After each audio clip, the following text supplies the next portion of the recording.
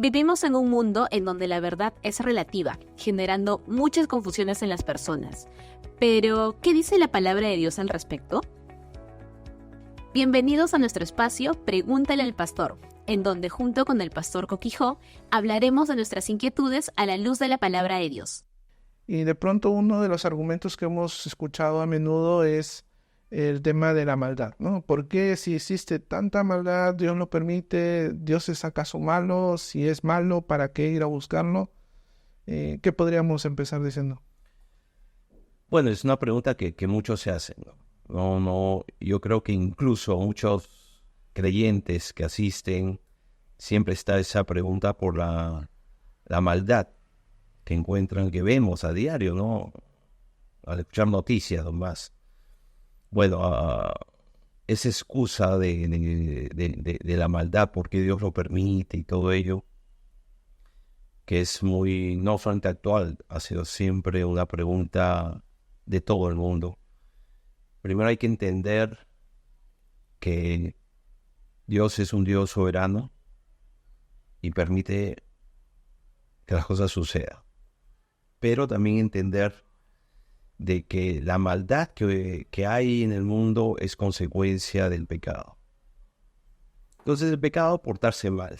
Bueno, siempre recuerdo una anécdota de una niña, ¿no? Cuando pregunta en una clase, ¿qué cosa es pecado? Y la niña responde, portarse mal. O sea, es rebelarse contra, vamos a decir, el orden de Dios, en resumen. Entonces, si el mundo tiene un orden y yo transgredo, o sea, voy contra ese orden, las consecuencias naturales va a ser un desorden. O sea, no podemos esperar otra cosa. Y eso es lo que está ocurriendo en el mundo. Ahora, entonces, vamos a decir, lo que ocurre es por la misma maldad del ser humano, por su naturaleza pecaminosa, de tendencia al mal. Claro, me pueden decir o nos pueden decir, sí, pero ¿cómo hay gente buena, no? Sí, o sea, puede haber la intención, pero su tendencia natural siempre es hacia el mal, ¿no? Aún el bueno, cuando en su reacción frente a una agresión, ¿cuál es? Es actuar mal, o lo piensa por lo menos, ¿no?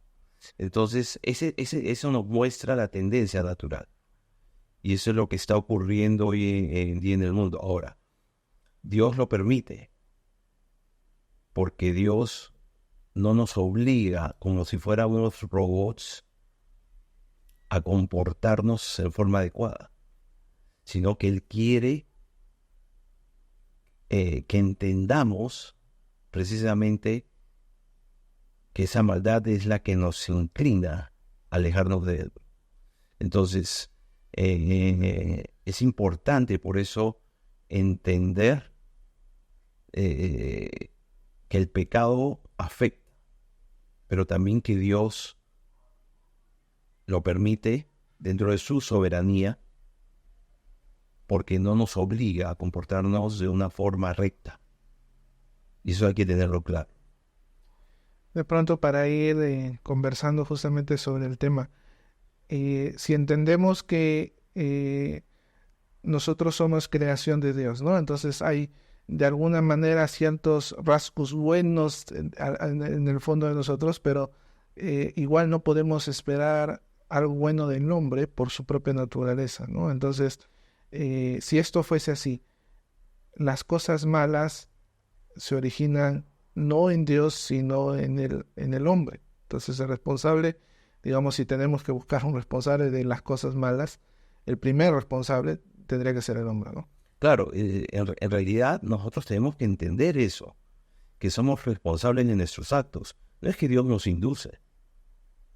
Escuchaba presente en una... No, bueno, más bien lo había leído, no lo había escuchado.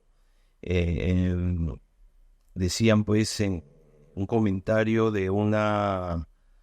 si no me equivoco, era una senadora de Estados Unidos ¿no? Pero alguien muy importante dentro de Estados Unidos, ¿no? Y decían, ¿por qué Dios se ha olvidado de nosotros? ¿Por qué Dios permite? Y ella decía,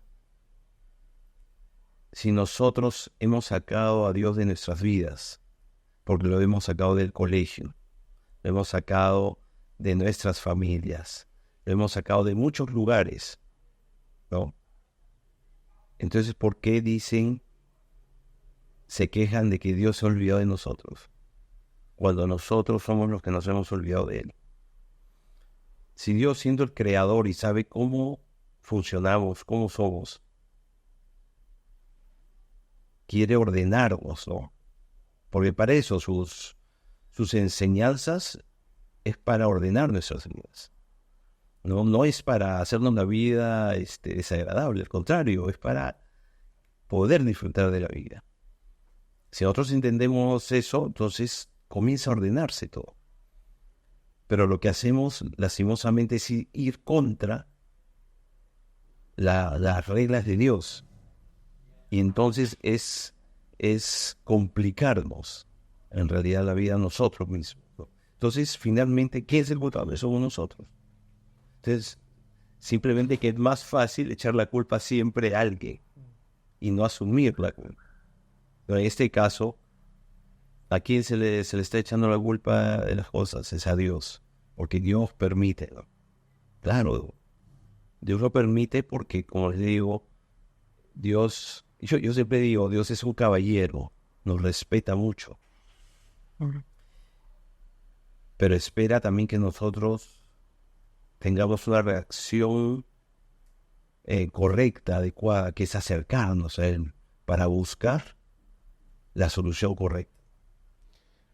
Si nosotros o toda aquella persona que está involucrada en el desarrollo de un niño sabe que no puede dejarlo sin experimentar las consecuencias de sus actos, ¿no?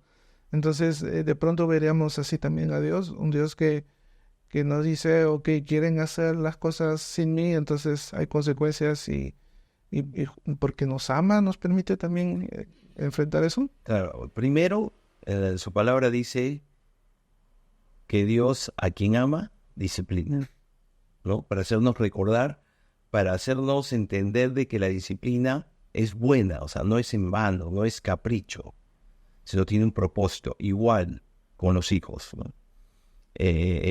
Yo como padre, tengo que disciplinar a mis hijos.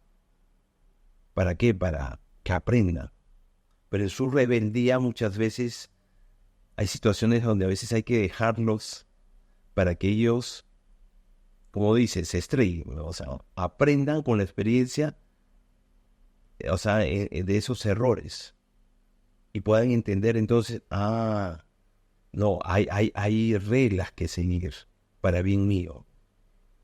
Porque si el niño, vamos a decir, como ejemplo, ¿no?, que estamos tomando, encontramos niños obedientes, 100% obedientes, porque lo hay, ¿no? Qué bueno. Uh-huh. Pero solamente se ciñen a las reglas. Llega un momento donde se pregunta, ¿por qué tengo que seguir reglas? Y comienza la rebeldía.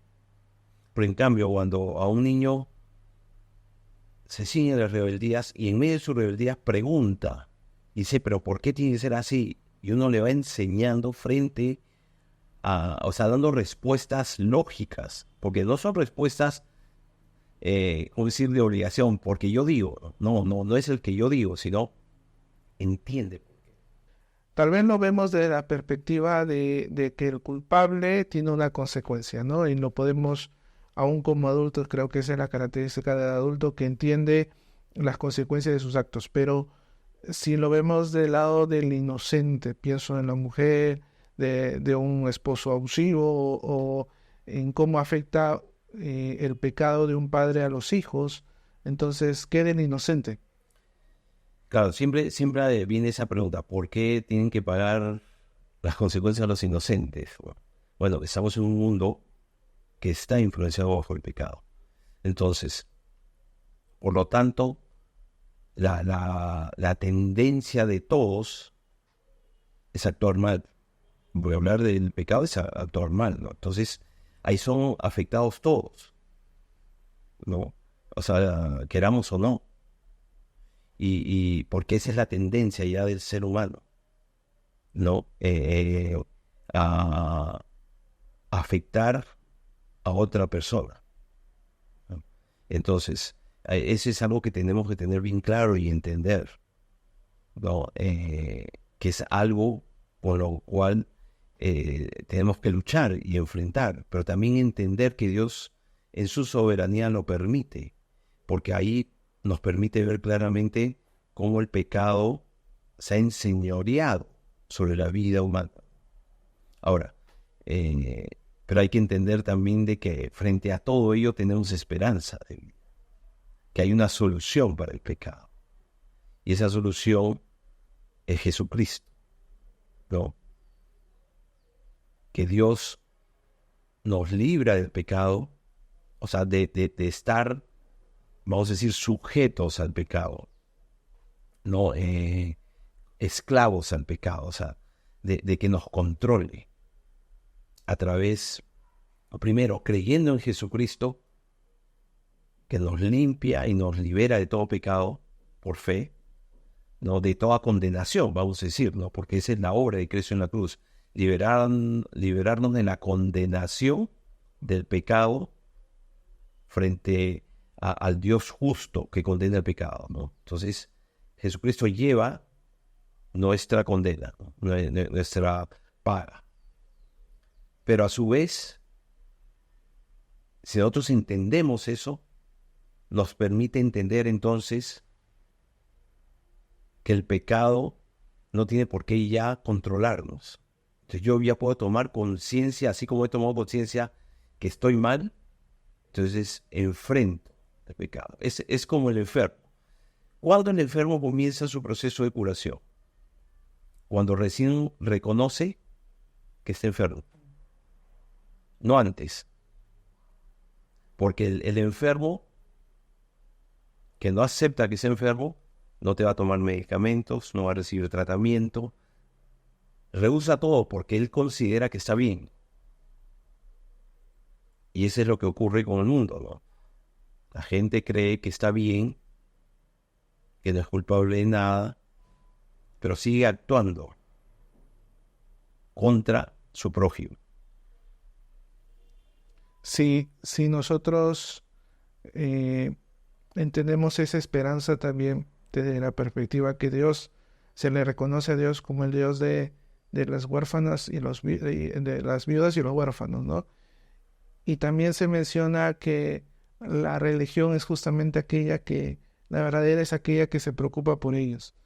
Entendiendo que hay un concepto de justicia en la Biblia, que Dios siempre está justamente animando a que quienes creen en Él o le obedecen, tiendan la mano al que está siendo víctima o al que está necesitando, ¿no?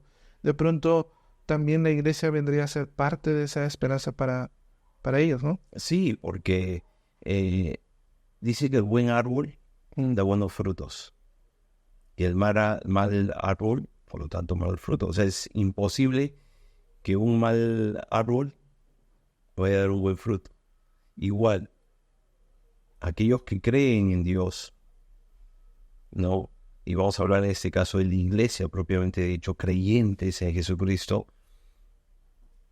su fruto siempre va a ser buenas obras, buenas acciones. Eso no los hace perfectos, por si acaso, ni los justifica delante de Dios. Simplemente es un efecto natural de lo que Dios ha hecho en sus vidas, ¿no? Entonces, eso los lleva a hacer el bien, a tratar de servir a su prójimo. De pronto, para ir terminando, nosotros tenemos que saber que hay una consecuencia a causa del pecado. El pecado, dice, la tierra clama justicia, ¿no? Y entonces la tierra misma está reclamando las consecuencias del pecado, que sin Cristo siempre va a haber consecuencias, ¿no? A través de Cristo podemos encontrar esperanza, y de pronto como iglesia también podemos demostrar esa misericordia, esa compasión, en no solo ser claros en decir a la gente lo malo que hace, sino también en ayudar a los inocentes que sufren consecuencias. Entonces, de pronto ahí como una invitación a los jóvenes o cómo podríamos nosotros tender la mano. Claro. Primero entender de que, o sea, no es solamente querer de palabra, es de acciones. Entonces, si hay necesidad, o sea, hay gente con necesidad, no solamente huérfanos, o niños, o personas con necesidad. Si yo digo que amo, ¿qué voy a hacer? Tengo que entrar en acción, de alguna manera, y tender mi mano de ayuda. Ahora, esos son frutos que muestran el amor de Dios. Entonces, la iglesia tiene que mostrar el amor de Dios a través de esa ayuda, no solamente emocional de las personas, sino también muchas veces ayuda material que se necesita. Esto ha sido Pregúntale al Pastor. Si tienes alguna duda o sugerencia, nos la puedes enviar. No olvides seguirnos en nuestras redes sociales. Nos encuentras como Hub Oficial P en Instagram y Facebook. ¡Nos vemos!